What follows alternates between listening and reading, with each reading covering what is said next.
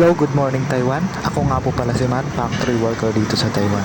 At dahil wala nga po pala akong pasok, ako lumabas muna at naglakad-lakad dito sa labas. Dito nga po pala sa Taiwan ay pwede ka mag-park sa tabi ng highway basta may white marking. Makikita nyo po yung mga motor na yan at yung mga naglalakihang building sa may-ari yan.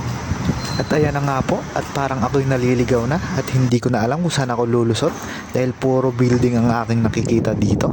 At dahil ako'y napagod na kalalakad, ako'y nag-yoyo bike na lang. Dito nga po pala sa Taiwan ay winter na at malamig na po.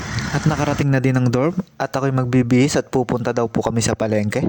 Ito na nga po at nandito na kami sa palengke. Bibili daw kami ng uulamin namin ngayong araw.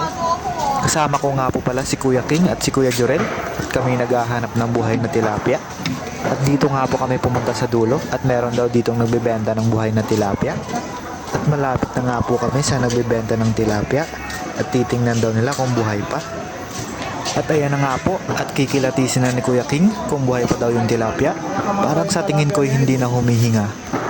At pagkatapos nga po naming makabili ng tilapia ay pumunta kami dito sa tindahan ng gulayan. Naghahanap kami kung ano bang pwedeng ilagay at ihalo sa tilapia ang binili namin.